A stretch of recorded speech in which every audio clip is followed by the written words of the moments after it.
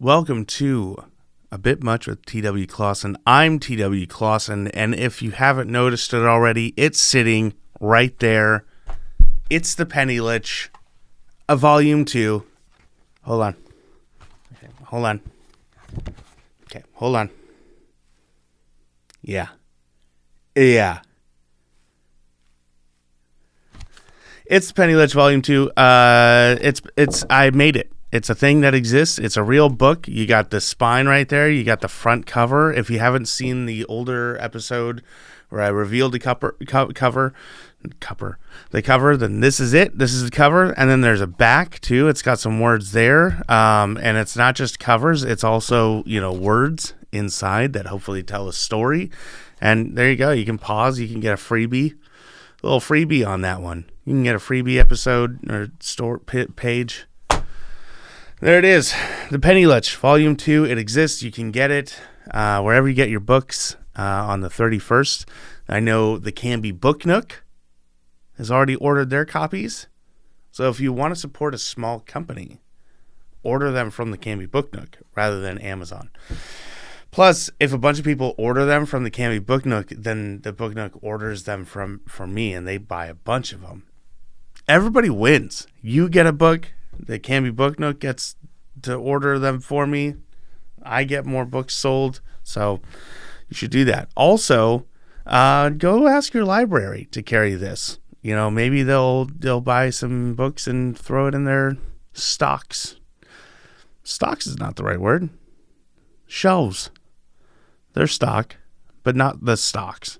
Don't put my book in the stocks. That would be humiliating. What are we talking about today? What is going on in my life that is worth talking about other than this beautiful book coming out? You know what I'm saying? I recently had a moment of realizing how much I hate myself. That's a sad thought, but it's true.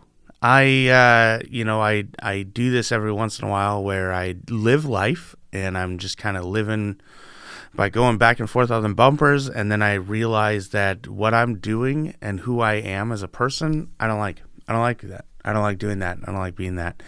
So I've started reassessing everything because I try really hard to be honest and humble about stuff. Because if I don't actively try to do those things, then I end up becoming a liar and a thief.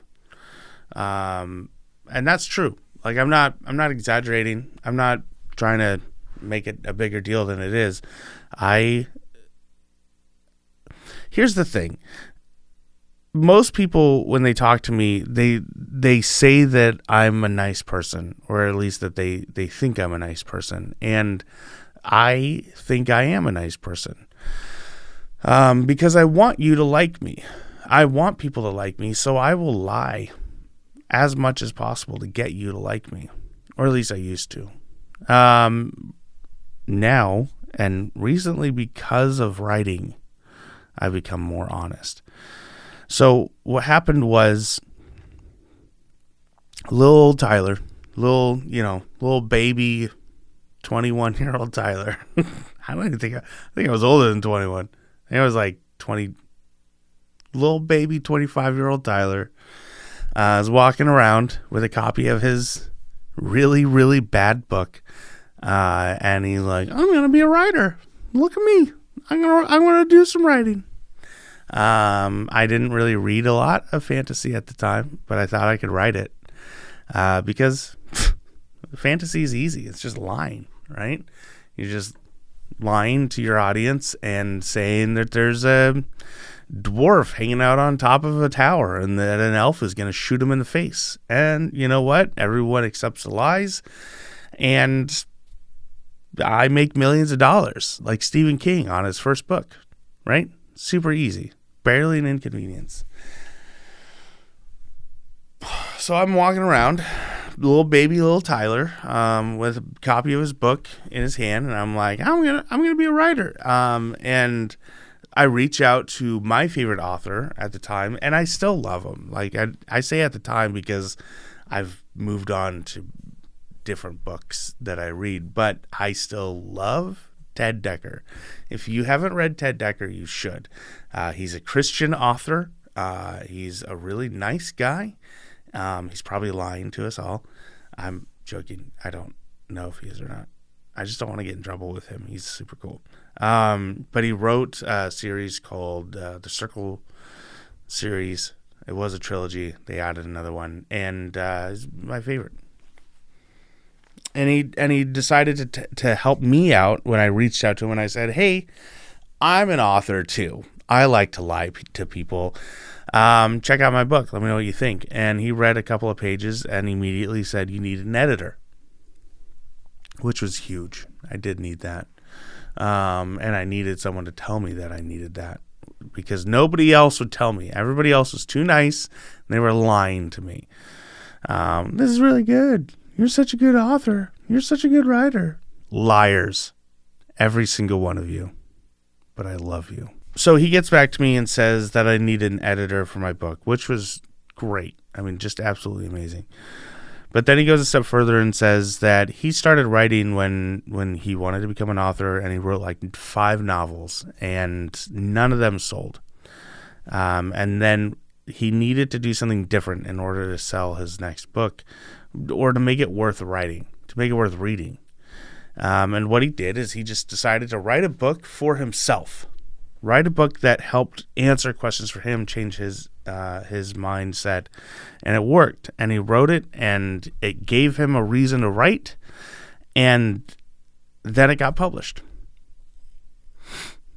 And that has stuck with me for a really long time. And I might have even already talked about that story on this show at some point. So if I have, sorry. But it was a big moment for me, because I realized that I needed to stop writing to be a famous, wealthy author. I mean, I still want those things. I really want those things. But that's not why I write now.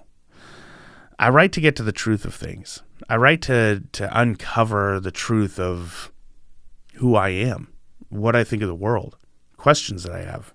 Trim fat from my beliefs. Because I want to be a better person. And that's honesty. Like, that's the truth. Ever since I've started writing more seriously, and after I had that encounter with Ted Dekker, I have looked at writing in a way that helps me not push my own theology, not push my own ideas of what I think God should be, or how we should live our lives, or what we should do in these specific circumstances, but instead ask the question, what if? What if it was like this? And can I believe in these things and still be who I want to be? And when I started doing that, I started to earn trust in myself. Trust is something that you earn over a long period of time, right? It's given over time, but it's taken in seconds. And I know this because I lived my entire teenage years, my early 20s, constantly lying. Maybe that's because I had divorced parents and I had to make sure that they liked me at all times because I felt abandoned by them, or because they were constantly pitting me against each other and blah, blah, blah, blah, blah, right? This isn't therapy. This is journaling. There's a difference. I don't have to get better. I just have to complain about it. I started earning the trust in myself that what I believed was true and what I wanted was right. And those things are like, that's just the most generalized way of saying those things. I know, and maybe that's frustrating, but it is the truth. I started writing, and when I wanted to do things, I wanted to do things for the right reasons. And I was observant enough of myself to know that that's different than what I wanted before. Because what I wanted before was to gain popularity, to make money, to steal and cheat and lie and get whatever I could to justify being alive, to justify moving to the next step. I ended up taking a job where I was taking several steps backwards. At least that's what it would seem like. I was a graphic designer for a while. I was doing the thing I wanted to do. And that blew up in my face because I was becoming somebody I didn't really want to be. And I was working for someone I didn't want to be around or be like in any way. So when I left that, I was unemployed, and I had to feed my wife and take care of my family, my cat. So I took a job where I could, I was offered two jobs. I was offered the job of being like a call center phone guy. And I knew that I could pull that off because I had done it before. But I also knew that I wouldn't last more than a year. Guaranteed I wouldn't last more than a year because I have ADD and I would get bored and I'd probably start writing my books while I was at the call center. But it paid okay money. It was a job. It was easy. And then I was also offered a job that I absolutely hated where I was delivering furniture. I mean, literally the first day I was so angry I couldn't see straight. I was so angry doing that work because it broke me down. I mean, like physically. I was so sore the next day I couldn't believe it. And I had the option between the two jobs, and I knew I should take the harder one. It was going to make me better. It was going to pay a little bit more money. It was something that I could do physically. And I knew that it'd be harder. And my wife convinced me that it should be that one that I should take. That I shouldn't go back to being a sales guy. I shouldn't go back to a call center. I shouldn't set myself up for failure. So I took the harder job. And that's where I started to kind of put into action what I had learned from that interaction with Ted Decker, right? Where I knew that if I wanted to be better, I needed to work on myself and I needed to write to change myself, but I hadn't done anything to actually be better. So taking that job sucked. It was awful, but it taught me so much about taking control of situations, perseverance, being strong, having confidence, and also not talking as much. I used to just ramble just because I was uncomfortable and I needed to talk to fill the silence. He says to himself as he talks to himself in a silent room into a microphone. But doing the job, I gained more confidence in who I was and what I was capable of doing, and so I didn't need to blather on all the time. I got to a point where I could sit quietly, which is it's a weird thing to kind of brag about because that's what I'm doing, I guess. But in a way, it is an important step.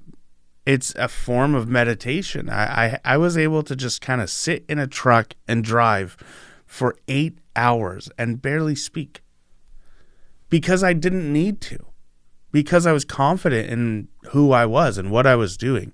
I hated it. I hated every second of it, but I could do it. So we fast forward a little bit where I had been writing a fantasy series this whole time, trying to put the words down, get it out. I wanted to be a famous, wealthy author. I want to be like Game of Thrones. I want to be like Lord of the Rings. I didn't really know about Sanderson at the time or even Wheel of Time all that much, but those big names, I wanted to be like that. without doing the work. I wanted to do it without doing the work. How insane is that? The doing the work of reading, researching, being a part of a community, having people who can critique me and tell me to do better, hold me accountable. Doing the work of reaching out to people. I wanted to literally sit in my basement, typing out a piece of paper, send it off, and then have $1 million show up in the mail. That was what I envisioned. That is what I thought was going to happen. And then I started reading H.P. Lovecraft. That was a big one for me. I was reading C.S. Lewis a lot, and that was helping me become a little bit better of a person. But H.P. Lovecraft, I don't know what it is. I don't know what it is about Lovecraft, but there was something about his writing and his life, the biggest piece of shit person in the entire world, and still put out amazing work. So why can't I? Why can't I do that? But it awakened in me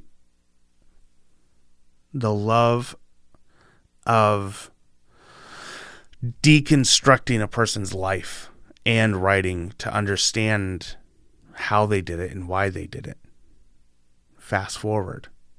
I'm now doing Between Lewis and Lovecraft with Hannah. Hannah I met at a writers group here in town.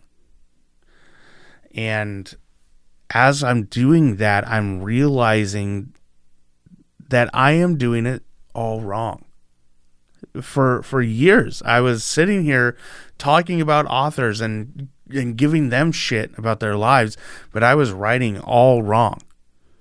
Well, I'm gonna write 18 novels, and there's gonna be a trilogy of trilogies, and each book is gonna be you can read that one by itself, but it was also a part of an entire series.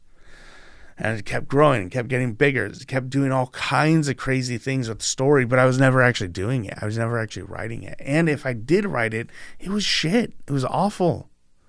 Because I wasn't actually testing myself. I wasn't actually pushing myself. I was just writing words. Now, don't get me wrong. Another piece of advice that I live my life by is that you cannot turn a semi-truck without it moving forward. You have to have that. You have to be able to be driving forward to steer it into the right direction. So writing is extremely important. Doing the work of writing and getting words down on paper is extremely important. But if you're just doing that, nothing else is going to happen. You're going to keep writing really, really bad words if you're not researching and reading what you want to write. If you're not asking people who are not your friends and family to critique your work and to be mean to you and strip you down, get rid of your ego. So I start finding out, man, these authors, they're writing a lot of short stories. They're writing a lot of smaller pieces to get out into the world and to be stripped down. So when I read Frank Herbert's Dune, I broke, man.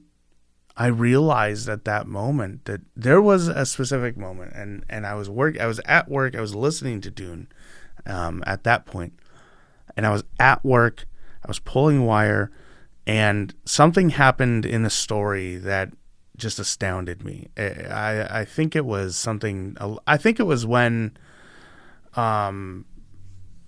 Paul begins to realize that he is he's having this big panic attack or whatever, and he's becoming the whatever it's called. I'm sorry, it's been a long day, but it all comes together, and you start to see all the work that he's been putting into the world building is now taking effect in Paul in this one moment, and it's so cool. I was like, I'm never going to write this good. I'm never going to write this good. And I was right. If I kept in the same way that I had been doing, then I will never be as good as Frank Herbert. But I want to be as good as Frank Herbert. I want to be that good. I want my name to be as famous as his, or Brandon Sanderson, or Tolkien. I want to be a writer that writes things that changes people's lives. So how do I do that? I had to do the hard work again. I couldn't just do the easy escape and just keep skating on whatever. I know I can. I know I can just keep writing. Eventually I'll get bored and move on to something else. And who cares? Or I do the hard work. And I sit down and I read through the shit that I've done and evaluate how bad it is. And then I start reading fantasy, reading science fiction, reading stories that pertain to what I want to do. And I can become better. In the last year and a half, I've been working on The Penny Lich. And I know that I've become a better writer because of it. I know that because I have people who read my work and they're not afraid to tell me the truth. They've done it a lot. So much. They hurt my feelings all the time. I look forward now to getting a copy of this book in the mail from a friend who is going through line by line and annotating every single thing I'm doing wrong. Years ago, that would have scared the shit out of me. It would have hurt my ego and it would have bruised me to the point where I couldn't keep writing. And now I look forward to it. Because I know that with every line, two things are happening. One, I'm going to get better. Obviously, I'm going to become a better writer and I'm going to absorb that. I'm going to push my pride aside and I'm going to take in everything. And two, that person who is going through that line by line, they're doing it because they care about me. They want me to get better. They want to see me succeed. That's truth. That's honesty. That's being real. That's what this podcast is. I've tried to record this episode 3 times now. 3 times. You know why? Because every time I try to do this show, I've been watching YouTube videos of other people talking about books and other people doing podcasts and other Brandon Sanderson doing his show and all kinds of stuff. Comedians, authors, commentators. This does not fit into anything else that I've seen on YouTube. Being genuine and open and honest and time stamping and journaling and newslettering, trying to be funny, trying to have fun with it, but still being sincere and open. I've not seen that anywhere else. And it scares me because I don't know if it's gonna succeed, if it's gonna fail or what. The last video I did, at this point, I think it's at 50 views, which is awesome. I think that's more views than I've gotten on any YouTube video I've ever made, except for maybe the Sonic commercials that I did back in like 2009. Those are some good videos. I can't do things the way that other people do them, but I can try and do things that can benefit me the way that things benefited them, right? So Stephen King, H.P. Lovecraft, Frank Herbert, they wrote short stories, submitted them to magazines, and got popular enough to where they could write stories and people would buy them. They gained name recognition that way. I wish that I could do that. I really do, but I don't actually understand how that works.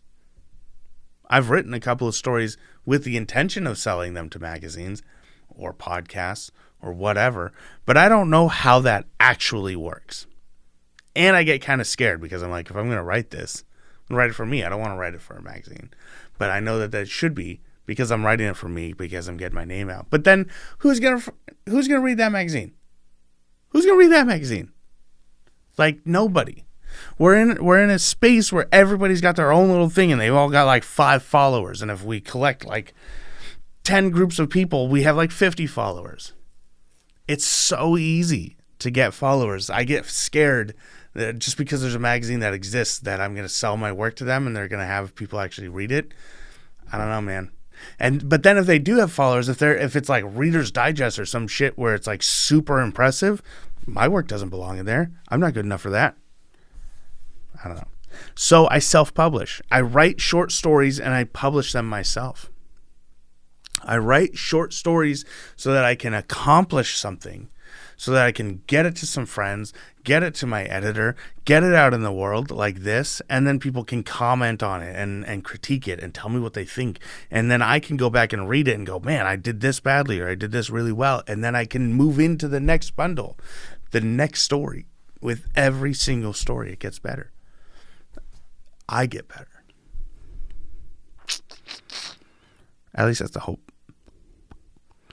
So I do the work and I try to make sure that I'm being honest and real in my writing. And that comes out in a lot of different ways. In representation that I have for people, in their characters, in the questions that I ask, in the themes that I present, and in the writing itself. This is not a perfected piece of art. This is not something that someone's going to go, this is one of the greatest written pieces of American literature ever. It's full of grammar problems. Grammar, problems. But I want to be honest about the journey I'm on. One day I'm going to write a book, maybe several, that are on par with the big names. One day I'm going to be a writer that people are going to know about. And when they ask what the process looks like for getting there, I can point to this. And I can say, work hard. And don't be afraid of the work. Don't be afraid of the critiques.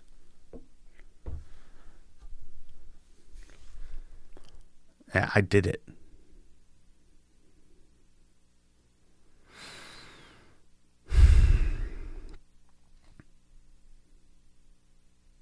Listening to my grandparents talk and my great-grandparents talk while I was recording them was a pretty big eye-opener. I've got cassette tapes out there that I'm running for that have my great-grandparents talking on them, and it's crazy to listen to them talk because I barely knew them.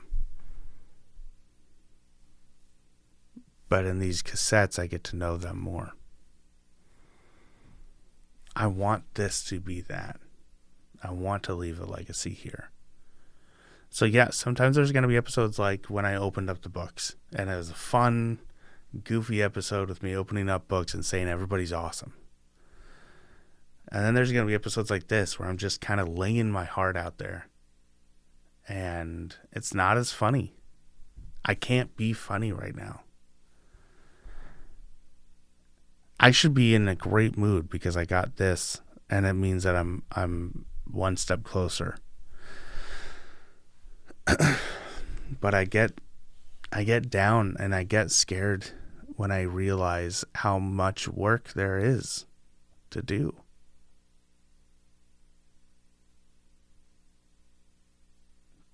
To get more followers, to get more listens and views and readers. There's so much work that has to be done.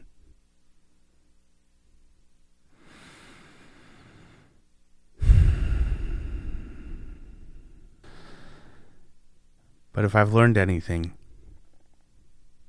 it's that I can persevere. And I will get there. I'm not afraid of the work. I hope you will join me. Maybe share this with some other people who might need to hear it. Together we can work on bettering ourselves, becoming better authors and creatives.